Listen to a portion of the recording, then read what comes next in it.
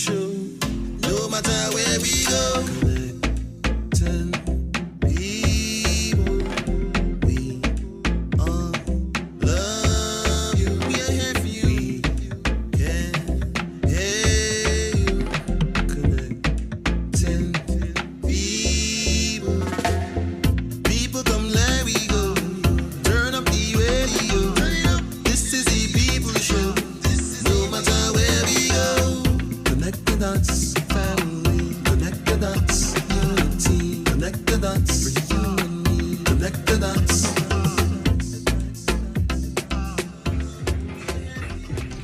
Good morning. Right, I want to say good morning. Let me turn this microphone down. Anyway, it's a beautiful morning here in the U.S. Virgin Islands, and I just wanted to say to everyone that I know that you're getting in the carnival spirit. I know that you're getting in the carnival spirit, and certainly for many of us, we know, those old songs that Rob was playing is bringing back so much memories. And I wanted to extend condolences first and foremost to all those families out there that have lost a loved one. And I'm talking about not just the family, but the friends as well. Because, you have that circle of friends, people that actually genuinely feel it in the loss. So I extend condolences to all of them. And this weekend I had the opportunity to spend some time with Yvonne Bowski's family. And I must say I enjoyed myself this weekend. And that was a very good send-off for Ms. Bowski, who a school was named in her honor, but her many, many contributions to the community in so many different administrative roles speak volumes about her commitment to community and certainly development of our young people, our children. But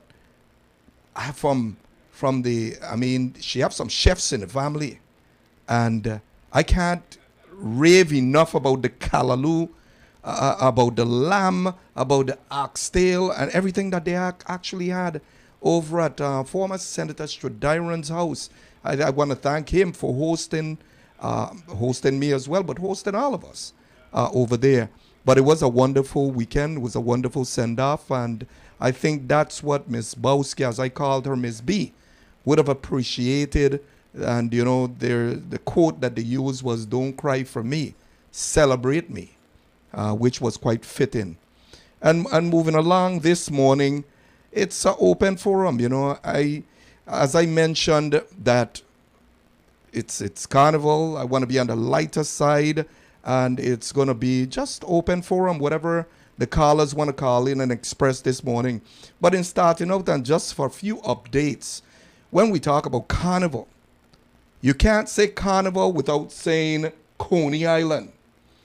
And I remember as children, many of us enjoyed Coney Island, and we couldn't wait to get down there to actually indulge in our favorite rides. And mine was the merry-go-round.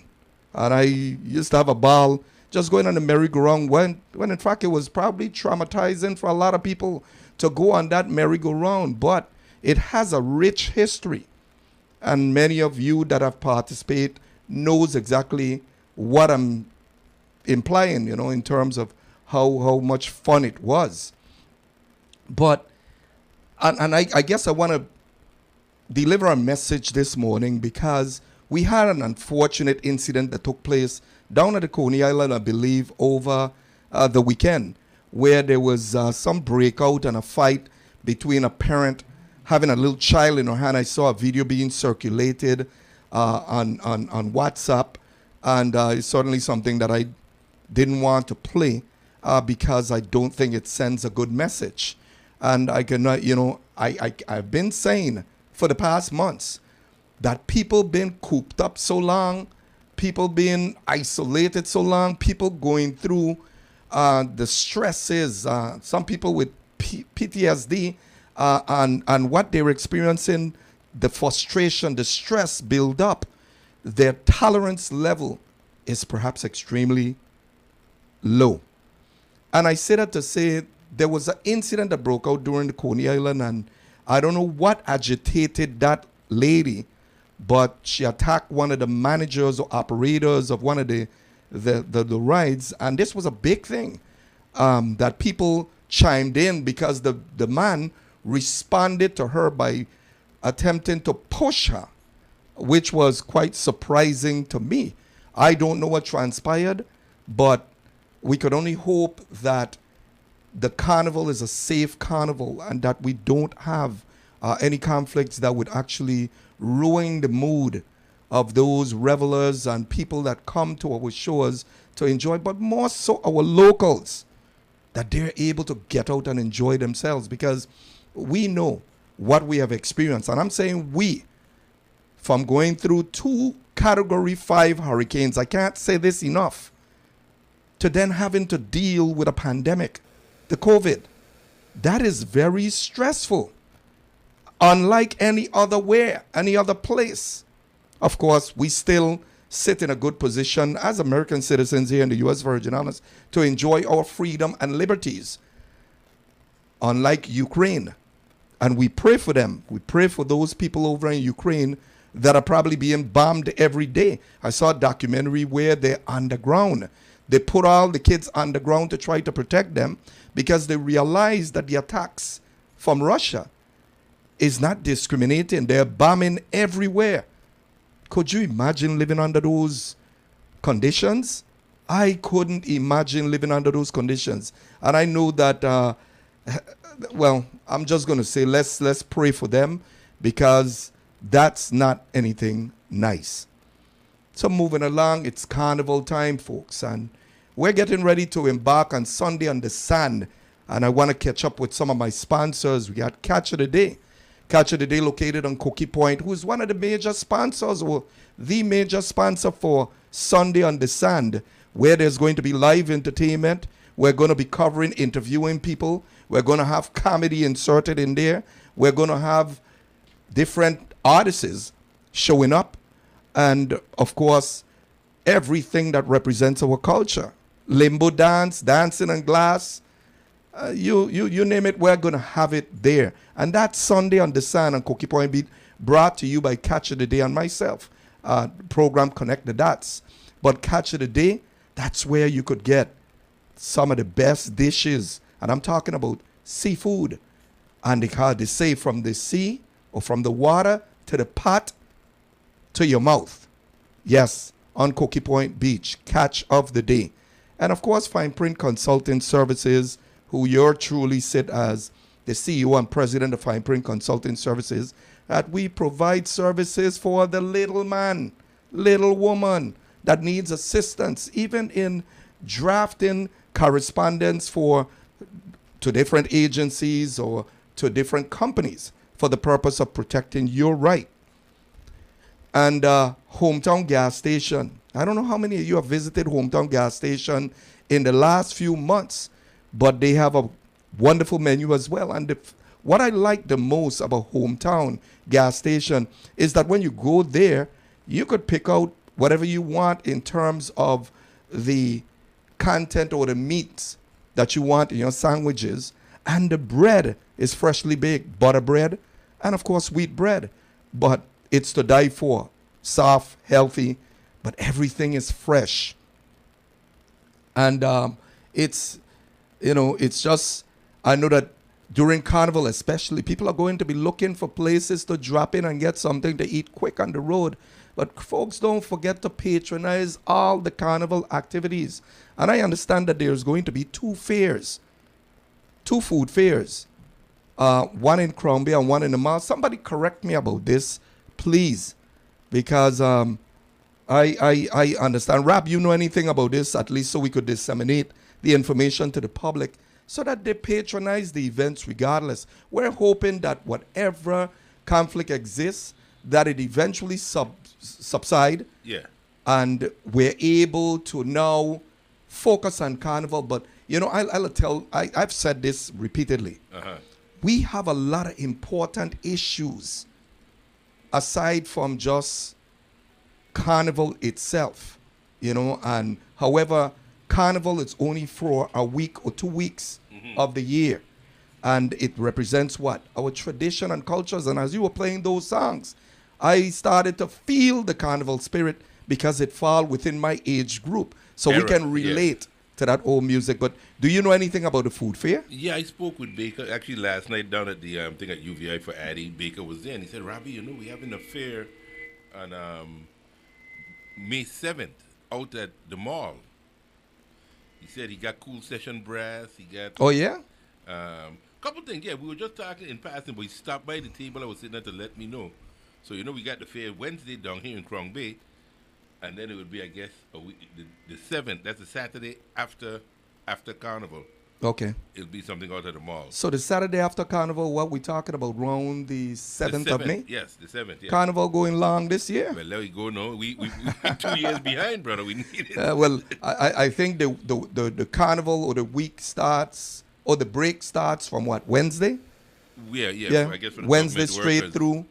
Okay, well, that's a good time for them to be able to enjoy Carnival. I think it's needed. Indeed. People need to unwind. Yeah. People need to really find a way to release that stress. Because it's a build-up. Yeah, because after what we've been through, hurricanes and going through a recovery, folks probably walking around there with, like I said, PTSD, and not knowing this, and then that added degree of stress, just going through a difficulty of having to interact, looking for assistance in so many different ways. You got so much families out there that actually still under roofs that are tops. Yes. As you, You know, drive, it's drive not- different yeah. areas, you see the blue tops and the, Yeah, people looking for some kind of relief, and let's hope that they could release all that stress during Carnival. I want to say to the public again, and to yourself, Rob, Happy Carnival 2022.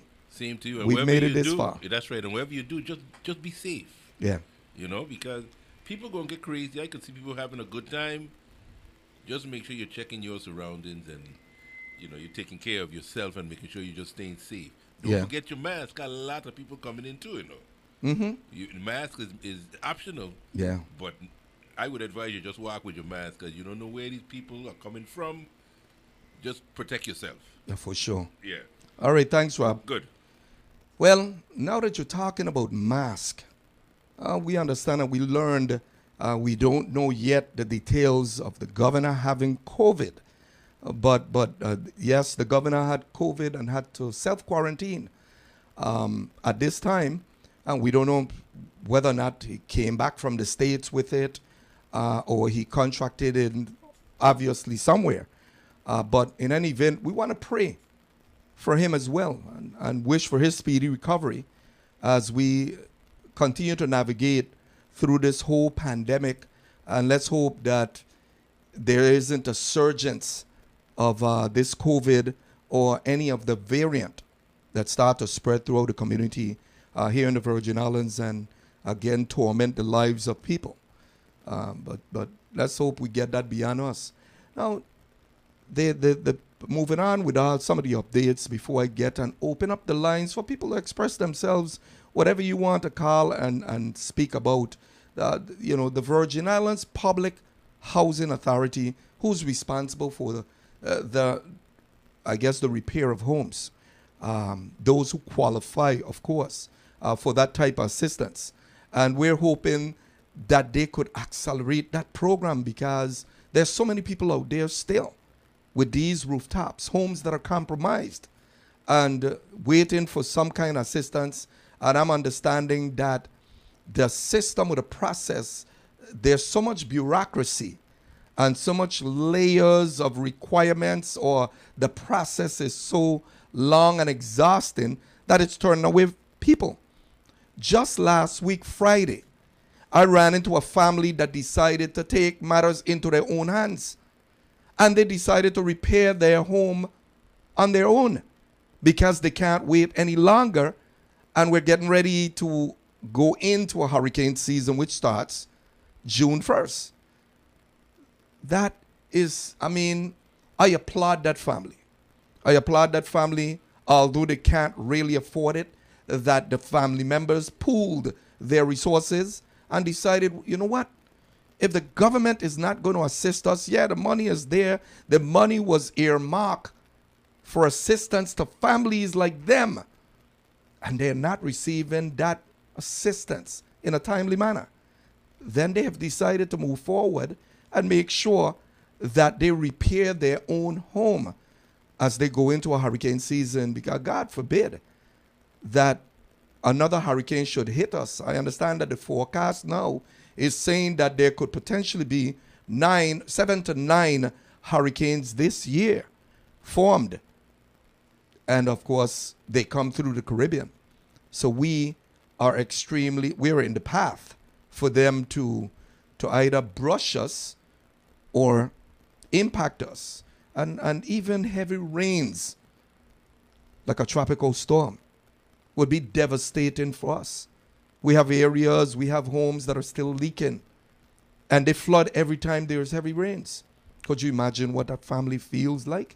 Especially when you buy new appliances, you buy new furniture in the house, and one would say, oh, they shouldn't buy new furniture, they shouldn't buy appliances if they know that the roof leaks or the house, water penetrates the house. But everybody wants to live in some level of convenience, comfort. It is what it is, and we can only hope that the respective agencies actually pick up the pace and try to get some stuff done. Now, you realize that it would be counterproductive for them to embark on building houses or rebuilding the home repair program, that is, during a hurricane season, because it would make no sense for contractors to start on a house in the midst of hurricane season, and then you have bad weather that halts the project and probably affects the project itself, whether they're mixing concrete or whatever they are doing, or they put up some wood and try to plant the beams inside of the concrete, and we have bad weather. It could probably erode it. It could probably, it would affect it in a negative way. But it's counterproductive to start in the midst of hurricane season. So I'm not sure what the strategy is, what the plan is, but we hope that there is a plan in place.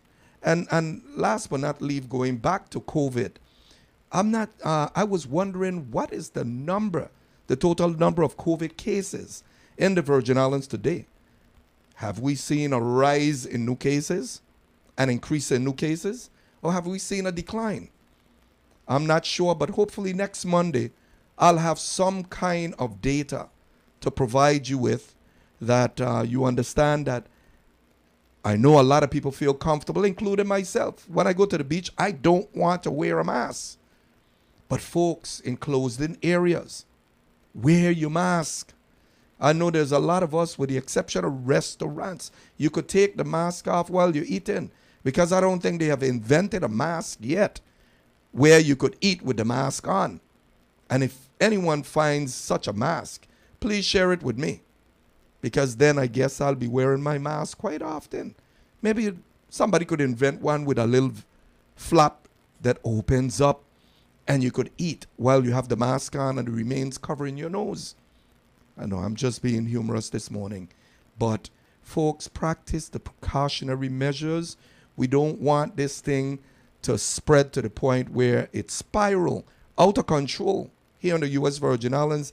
And you know how small this place is. If should anyone experience complications as a result of the COVID and have to be airlifted off the island, we don't know what the availability of any kind of air ambulance would be at this time, or what type of assistance would be available, whether to transport you out of here. But we have a group of doctors here in the Virgin Islands, and more are coming.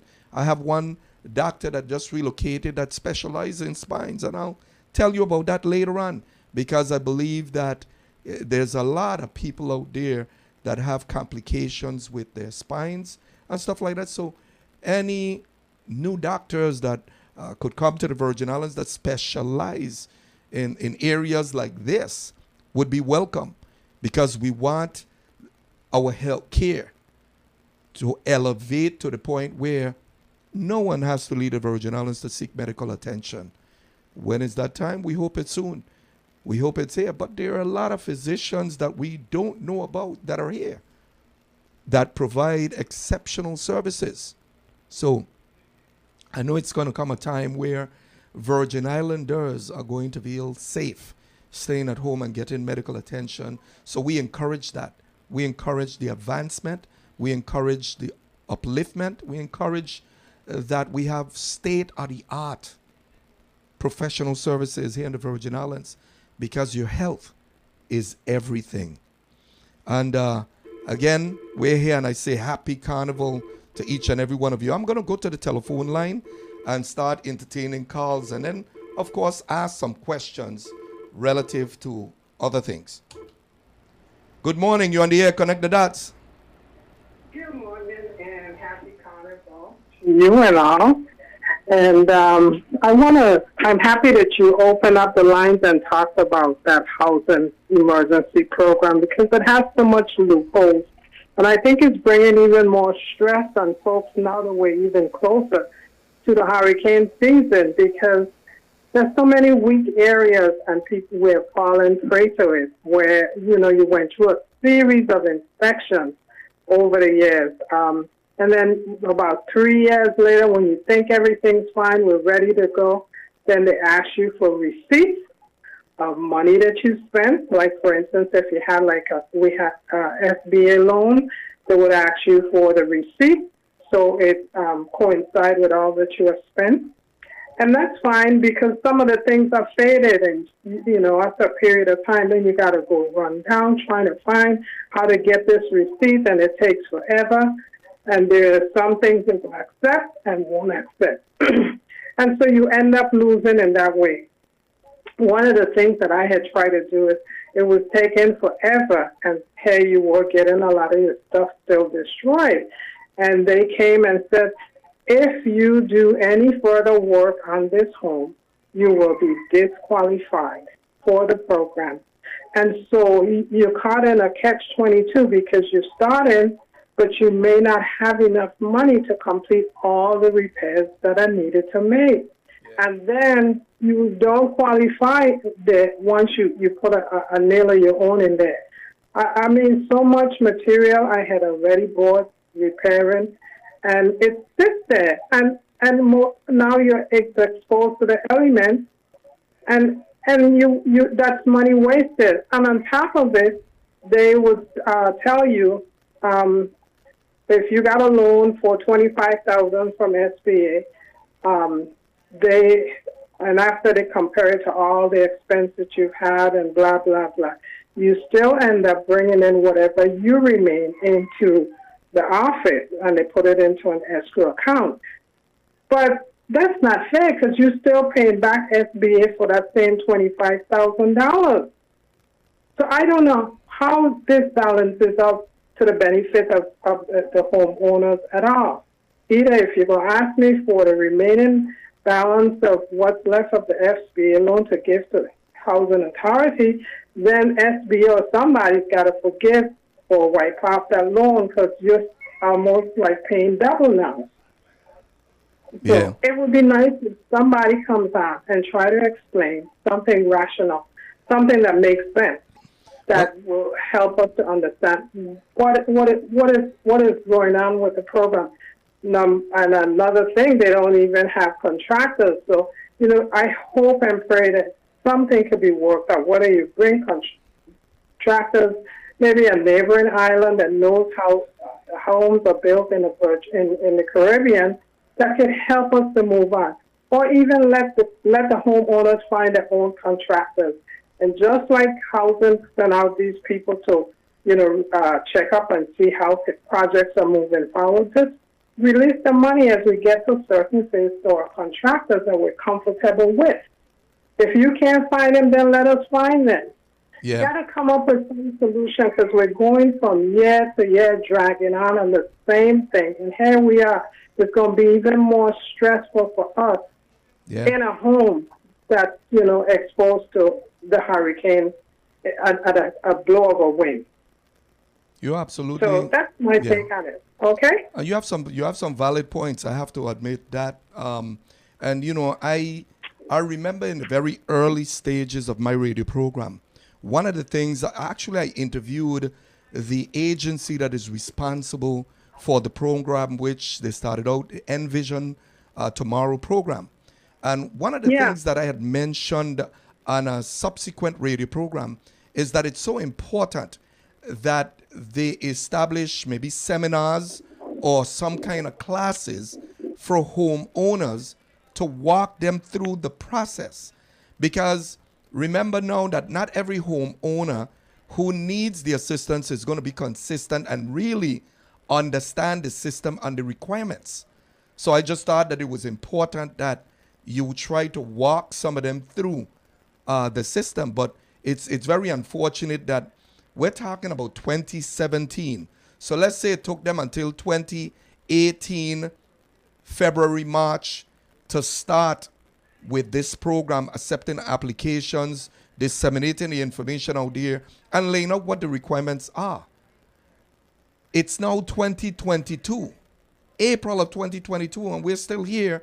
And you have folks that submitted their application in the early stages and still have not received anything. So I can relate to what you're saying. And like I said, I ran into a family this weekend, and they just took matters into their own hand. And then everyone have the ability or the resources to do that.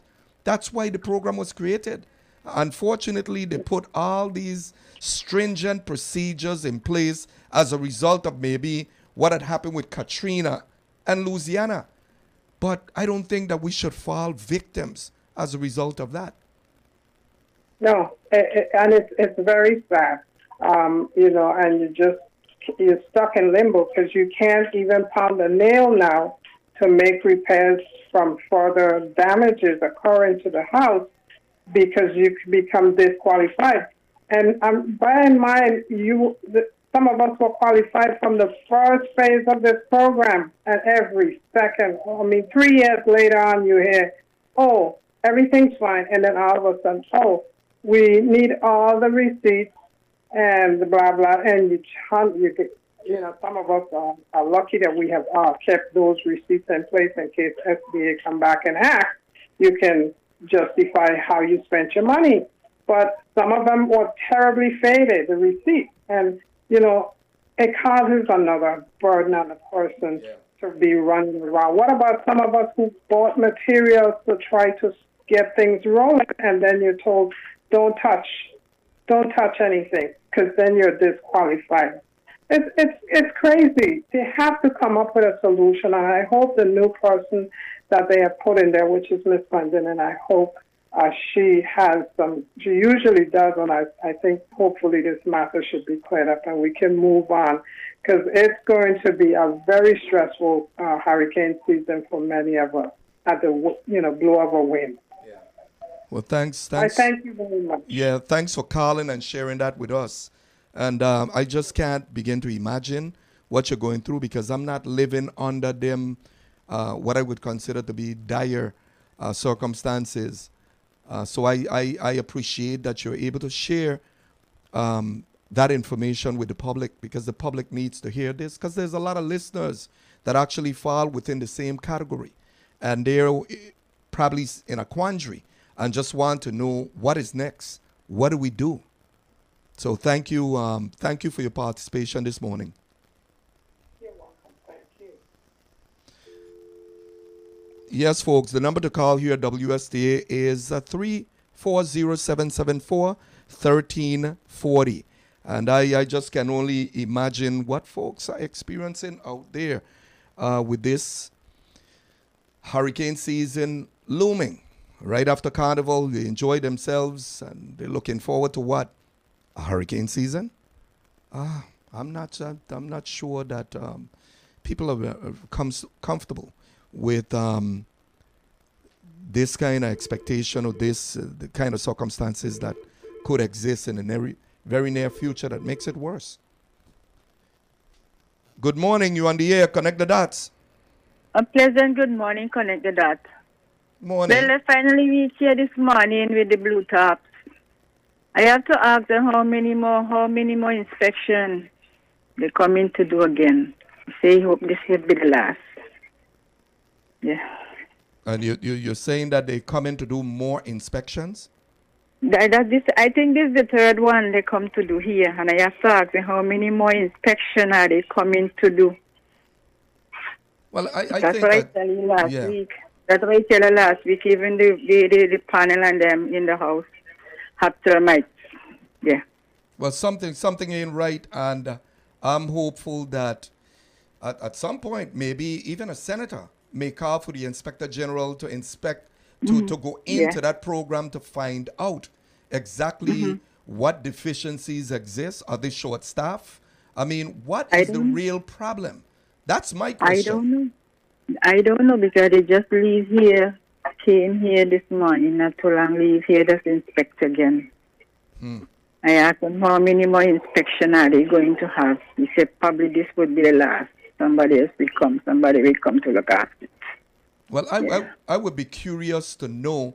I mean, when you talk about a program designed to help people, it's Yeah. almost like spending more money on administrative costs than you spend for the who should be the true benefactors.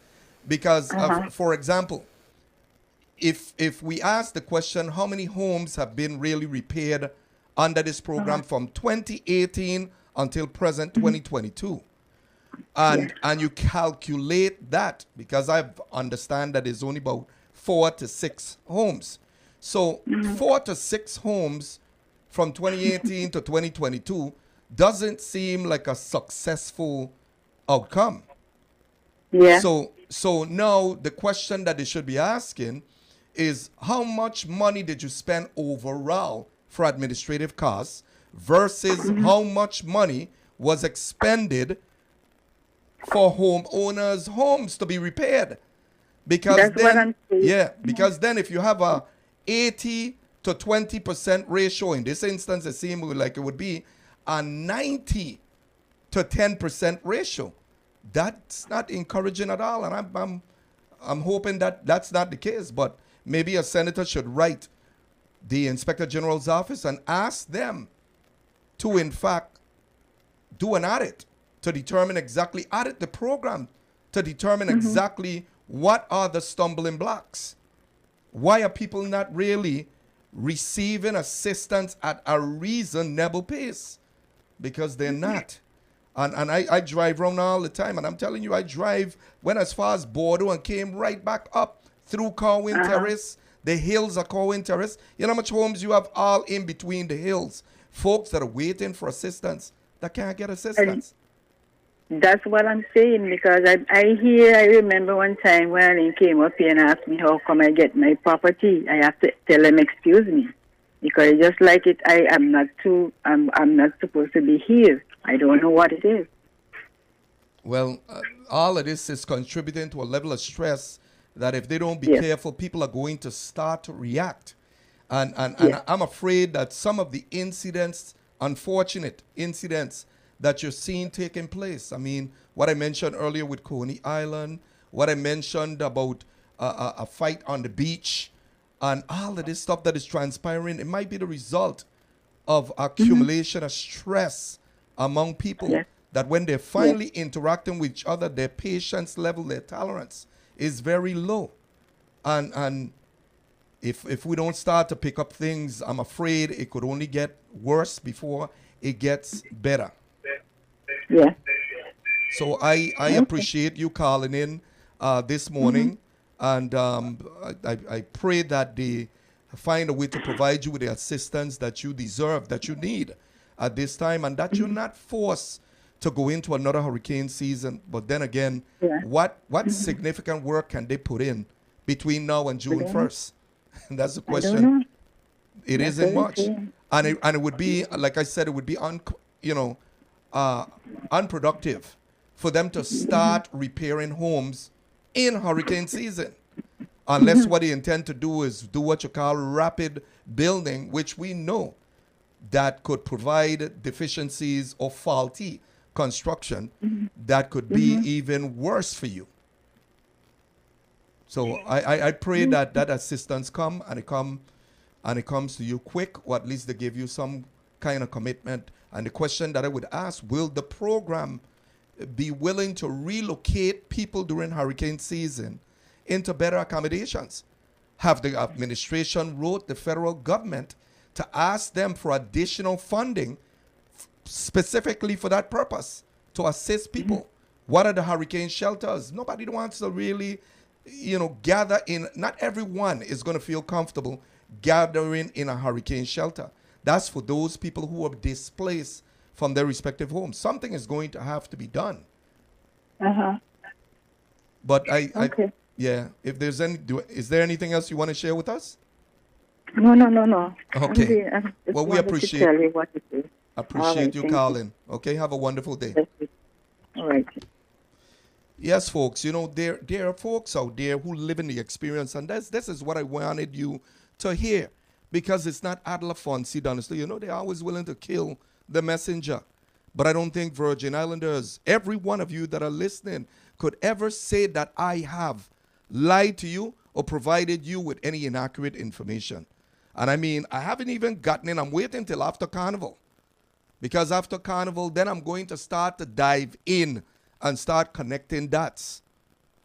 We're connecting the dots all the time, but we're going to connect some more dots, because some more dots need to be connected. There's so much things going on in this community. There's so much things going on with the government. And the question that you ask, and remember now, that if you have all these black holes, that money is just being thrown down these black holes. But you have teachers who are in schools that are under the most horrible conditions. The environment is not even conducive for teaching.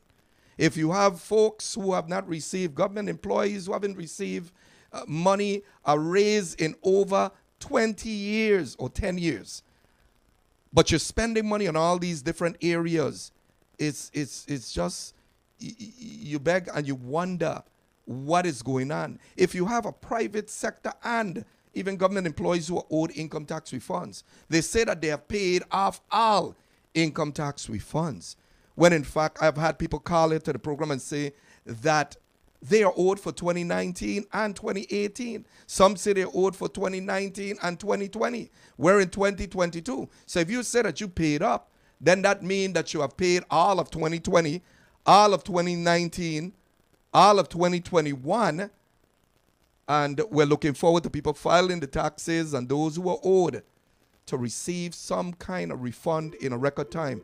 And that's all I have seek to do when I filed the claim against the government, was to reshape the system and prompt them to do the responsible thing and to provide people with their fundamental right to an income tax refund on time. Good morning, you on the air, connect the dots. Good morning, Senator Donsall. Morning. Yes, how are you? I'm blessed. How are you?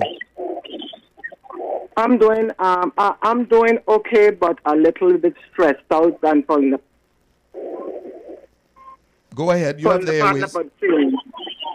Okay, yes. I'm falling apart at the same. It's now 4 years since I joined up for the Envision program, and in all fairness to them, they said that they have to now, after they are looking for a new construction team, a management team, that they're going to be sending someone else to do another inspection. What kind of inspection, I don't know.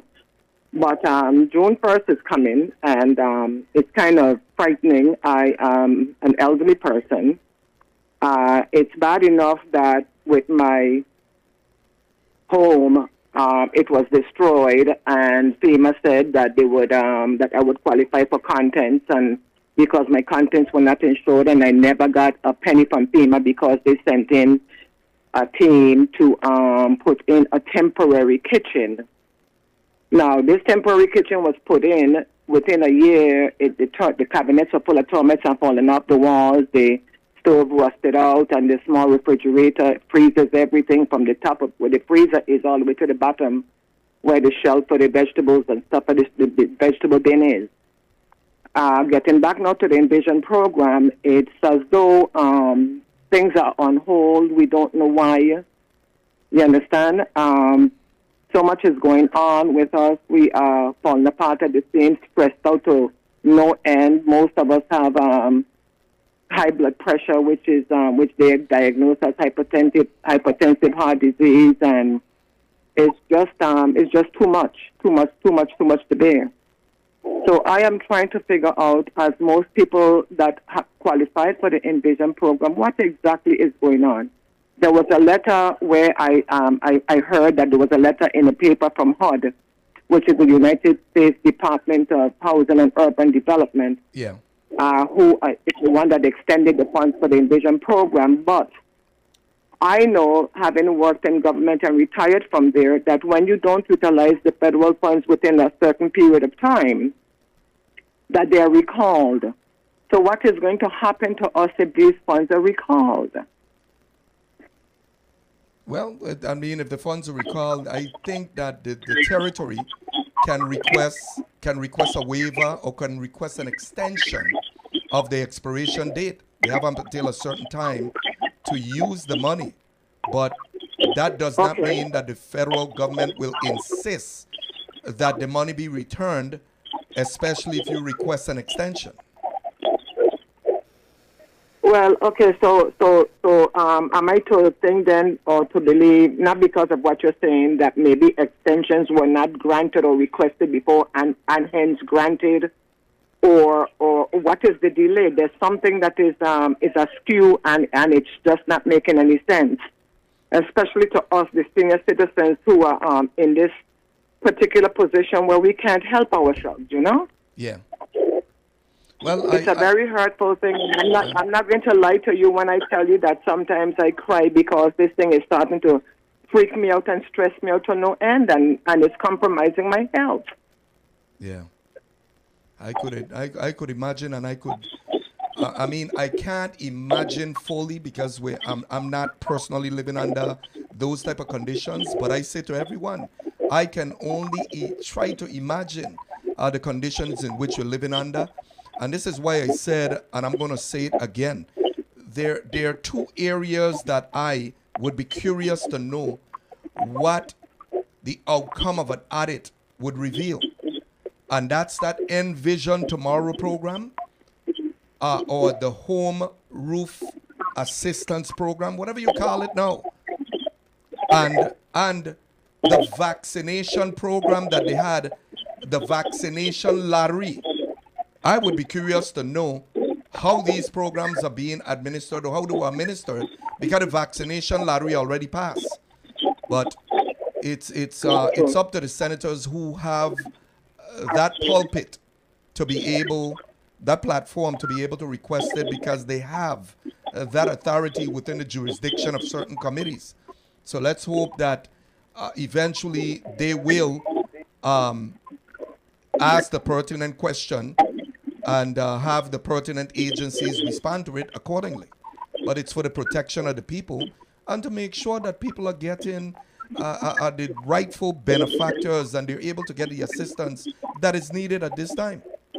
So thank you for calling. Well, Senator Dennis, so many of us were denied services from FEMA, to me unlawfully so. Because if I have a home and my contents, I had no insurance on my contents, I'm supposed to be entitled to the contents. Yeah. And don't tell me when you're telling me that you're going to give me something to, another program going to come in to give me a temporary kitchen, then I ask you if that is going to have anything to do with my claim for contents, and you tell me no, and then all of a sudden I learn that you can't give me the claim for contents because of the fact that you gave me a temporary kitchen that fell apart within a year. Wow. I mean, so many things are not making sense to us, and you see, it's us, the poor people that are suffering the consequences of all of these decisions that are being made higher up. Nobody is stopping to think that they may have a mother or a sister that may end up in the same predicament as we are. Yeah. We are suffering, we are sucking salt, having to choose between buying medication and buying food because our income is not there because of our homes being destroyed. You understand? Yeah. And when that's your only source of income, it's hard for a lot of people. You understand? Yeah. So I don't know what we can do, but I'm sending out an appeal for them, please, please, please get this Envision program on the road. Now hurricane season is just around the corner in another 5 weeks. And where are we? Yeah. Stressing out, freaking out. Yeah. Go ahead. Well, I heard at one point that the amount of money that they're paying out to the contractors to participate in this program was not really encouraging to a lot of contractors. And Lord have yeah, mercy. and a lot of contractors are reluctant to participate because of the level of bureaucracy when it comes to paying. So Yeah, I it know some begs- contractors that told me the same yeah. thing. Yes. So it begs to ask the question whether or not they have streamlined the process, or are they in the process of streamlining the whole program? Because at the end of the day, if because of your or level of deficiencies and inefficiency that monies or the program is not really reaching folks at a reasonable pace, then something is drastically wrong and it needs to come from the head now. Because if you continue to be reactive and not proactive, then you're going to have these issues falling on your doorstep with no plan of action in place, and you become completely reactive and not proactive. So if they're You know what is listening, hurtful, Senator Dunn? I'm sorry. go ahead. Go ahead. What is hurtful is that on the street, when I talk to other seniors, other elderly people, they're telling me that they hope that this program is not being put on hold because it's an election year, and because if they start to get it activated sooner, closer to November, that there will be brownie points in their cap. But if that is the case, may God Almighty have mercy on those decision makers in high places, because we are the ones that are suffering, not them. They are all living comfortably. You understand me? They can provide for their families adequately. And here we are trying to decide between buying medication and buying food. That's not fair. It's not fair to us at all. And nobody, and they're hearing what we're saying. They're hearing our hearts cry. And yet they are choosing to ignore the elderly. They do not take care of their elderly nor their youth. And that's a contention that I have had for decades. We do not take care of our elderly, and we do not take care of our youth. And we need to start somewhere. At least start with the seniors by helping them to get their little income, supplemental incomes back on track, man. They have to help us to stop this suffering, because one day they're going to be at senior citizen door to enter themselves. And whatsoever a man soweth in this life, that shall he also reap. But if you sow one mango seed, you don't reap one mango. You reap multitudes.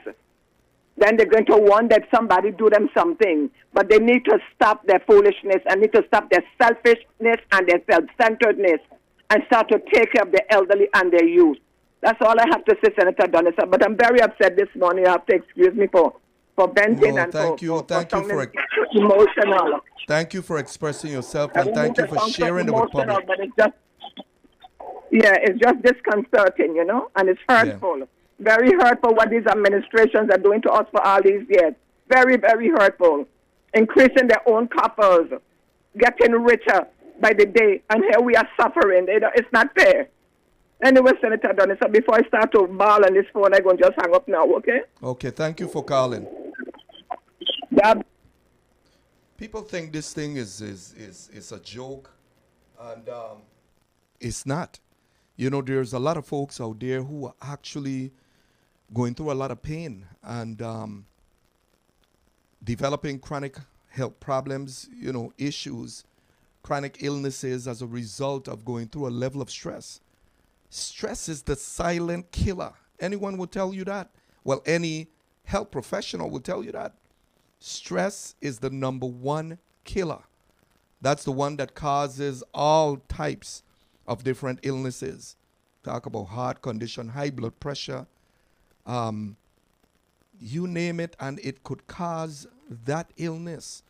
And if we don't find a way to really start reaching out to residents of the Virgin Islands, especially those that need the help, those that qualify for the help, then if we, you know, it's only but so much that people can take. And I think a lot of people here in the community that live in the experiences are the only ones they're the testament. They're the only ones that can really share with you their pain and suffering as a result of inefficiency. Because I have to title it as that. Because don't tell me that you were given money and you can't figure out really how to spend the money and to make sure that the people who deserve, the people who qualify for the assistance are not receiving it on a timely basis. Because then all you're doing is you're actually compounding the stress that they're experiencing, the pain and suffering that they're going through. And I heard it in the last caller voice. I could hear the pain and the suffering. I could hear that they don't feel that the government is really putting their best foot forward to really help. And that is hurtful. I don't know what else I could possibly say at this time, but it definitely is not something that people are comfortable with. And as you hear folks call into this program, it's because it's one of the few platforms they have that you don't have to worry about the host being biased, about the host actually, the host in any way being influenced into taking a certain position, because I'm in no way biased. I'm in no way compromised. I'm going to speak my mind. I'm going to share with you and provide my perspective on what I think is wrong in the community, and I have no problems applauding what is right. You know, but on a positive note, I also had the opportunity to meet Aaliyah Boston mother this past weekend, and I was truly taken back, and I was truly comforted in knowing the type of humility that she has, and that she was able to speak about how the dedication of the parents of Aaliyah Boston, making sure day and night that she was able to receive the things that she needed to, but she was also encouraged and pushed to practice when she didn't want to practice, you know, and to hear the level of contributions coming from different areas. I applaud her parents. I applaud her for staying the course. And I applaud all of those, the Bruleys, the Crumps, and everyone else that actually contributed to molding her into the superstar basketball collegiate player that she is today. I mean, she has accomplished so many things. So the Virgin Islands has something to be proud of, that a native daughter has been able to be on that national stage and actually just not only compete, but become the #1 player in the nation. Because if you think about it, if you compare us to every state that produce athletes, the Virgin Islands population is only about 108,000 people. And when you break it down, Aaliyah Boston coming out of St. Thomas, Timmy Duncan coming out of St. Croix, because don't forget Timmy Duncan as well, who served as an ambassador for the U.S. Virgin Islands, put us on the map. I can tell you I get so excited when I hear Aaliyah Boston's mother, father, when they're interviewed and they talk about the U.S. Virgin Islands. They talk about St. Thomas, her upbringing, and all those folks that actually contributed. We competing, and when you talk about producing an athlete per capita, folks, we should be elated by this, because Aaliyah Boston is #1 in the nation. And every time she has an opportunity, she speaks about the U.S. Virgin Islands. She speaks about her upbringing in St. Thomas. And that, my friend, is endorsements, advertisement, that is priceless. Because If you know how much it is to pay for a 30-second commercial on one of these national network platforms, you're talking about up in the millions to get that prime time spot. And when you have an athlete like them who have accomplished that pinnacle, that height, that level of competition and excelled, and provide an endorsement to the U.S. Virgin Islands, every Virgin Islander should be proud and thank them when you see them. So when you see her, when you see Timmy Duncan, when you see a Julian Jackson, when you see all these folks, you got to thank them and appreciate them for what they have done, because it takes tremendous sacrifice to become a top athlete. Sacrifice, time, just having that mind fixed, that focus, and not being detracted from it to accomplish the ultimate goal, world championships. And these folks that I just mentioned have won championships in their respective professional, respective sport. And I don't think that we thank them enough. So it's important that we thank them every time we see them. I want to just pivot here to thank, my sponsors once again in Catch of the Day, that I couldn't do this without them, of course, and just in Catch of the Day, Hometown Gas Station, I truly appreciate the sponsors for what they do in sponsoring this program and allowing for folks like yourselves who are listening, those especially who wish to participate. So I'll just take a break to talk. It's Catch of the Day. From the water to the pot to your mouth, everything is fresh at Catch of the Day, located on Cookie Point Beach. Enjoy some of your favorite seafood dishes: fresh catch, lobster, tank, and whelks when in season, as well as surf and turf. They cater to your wishes. While you sit and wait for your food, enjoy the friendly bar and bask in the ambience that is second to none. Enjoy the white sand, sun, and crystal blue water. We are sure the experience will be unique. Monday through Sunday, 10 a.m. to 4 p.m. Come and enjoy Catch of the Day on Cookie Point Beach.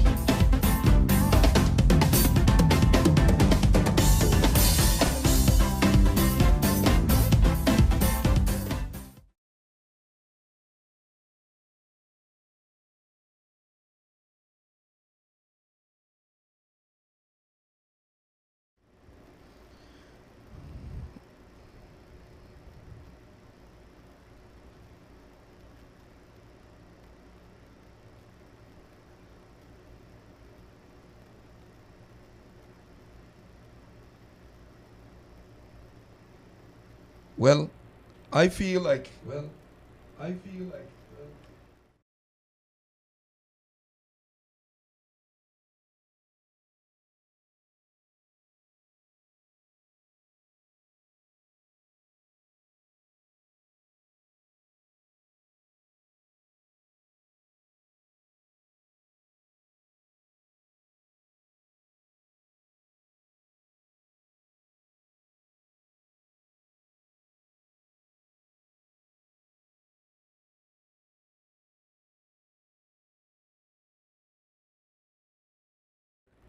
folks come to the Virgin Islands and they're actually seeing that scenic view that we have there, beautiful waterfront now. And you got to call a spade, and thank the folks that really contributed in one way or the other. And I'm talking about going back to a previous administration. It was the vision of Roy Snyder to actually develop the waterfront, because he felt that first impression is an everlasting impression. Because I remember having a discussion with him. So thank you, former Governor Roy Snyder. You got to thank all the governors coming straight through, up to even, I believe, Governor Mapp, that actually was able to put that waterfront project into motion. And it was concluded in this administration with the current governor. But folks, I'm out of time. It's now 11 a.m. here in the U.S. Virgin Islands, and I just wanted to take the opportunity to really thank them sponsors again. Catch of the Day located on Cookie Point Beach, hometown gas station, and of course Fine Print Consulting Services. Thank you guys for listening, because the most important thing is that you're able to have a platform and an outlet where you can receive information, but as well as participate, and hopefully you'll participate in a decision making process, because sometimes your ideas are salient, are good ideas, and that we hope that the right parties, the right administrators are actually listening and embrace what you have to offer, embrace what you have to say. So until next Monday, this has been Adler Fonsi Donistorge with you once again on Connect the Dots, 10 a.m. to 11 a.m. every Monday morning. Happy Carnival 2022 to each and every one of you. And I hope that you have a safe carnival, folks, because I know that we've had some incidents already. Let's hope that that's not the mark or the sign of what is to come. Enjoy your carnival. Have a beautiful Monday, but a blessed carnival season. Until next Monday, signing out. Redman, June. We had to end a little different today, Fonzie. Oh, yeah. I'm ready for carnival. Overnight, I done soca animal. Them say it don't fit me, 'cause I am a reggae artist, but make them go stay there. Them can't tie me in a basket. Me love the soca and it's no secret. Music from out of the VI sleep. The vibes can't done. Keep your negative energy out of the party. The night can't done. When the island girl them a wine up, me can't live. The place shell down. Party a nice, every flag away from. Take out your rag and wave it up. IR put a 2-1 in the air. Then we shout out, hey. The music so sweet it up me away. Fetting from 90 lit on today. Carnival time a mass we gon' play. Wanna mash up the place, just do it and done. Do it and done. Shell down the bar, just do it and done. Hold up on a girl, just do it and done. Tell the sound man, turn up the volume. Do it and done. Do it and done. Take out your rap, just do it and done. And inna the ear, just do it and done. No negative can't stop my fun. Hey, she feeling the pressure. I burn like pepper. Me love for your bumper measure. Now wine on me, now feta. We jamming, walking. Nobody can tell me nothing. From Jaja wake you up today. Then we shout out, hey. The music so sweet it up me away. Fetting from 90 lit on today. Carnival time a mass we gon' play. Wanna mash up the place, just do it and done. Do it and done. Shell down the bar, just do it and done. Hold up on a girl, just do it and done. Tell the sound man, turn up the volume. Do it and done. Do it and done. Take out your rap, just do it and done. And inna the ear, just do it and done. No negative can't stop my fun. Hey, the vibes can't done. Keep your negative energy out of the party. The night can't done. When the island girl them a wine up, me can't live. The place shell down. Party a nice, every flag away from. Take out your rag and wave it up. IR put a 2-1 in the air. Then we shout out, hey. The music so sweet it up me away. Fetting from 90 lit on today. Carnival time a mass. 4 minutes, move it down. If you see Fonzie over there partying. Wanna mash up the place, just do it and done. Do it and done. Shell down the bar, just do it and done. Hold up on a girl, just do it and done. Tell the sound man, turn up the volume. Do it and done. Do it and done. Take out your rap, just do it and done. And inna the ear, just do it and done. No negative can't stop my fun. Hey. Well, my goodness. Carnival 2022. Are you ready? But guess where we was last night?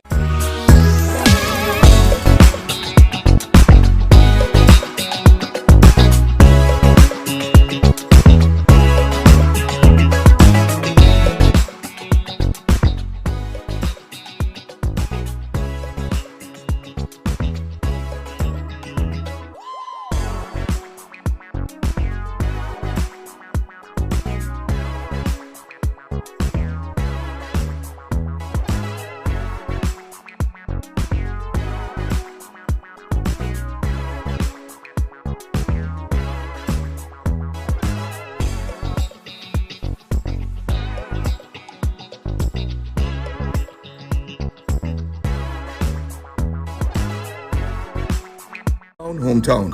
Hometown Grocery and Gas Station, the #1 grocery store for food and groceries, great prices, and always fresh products.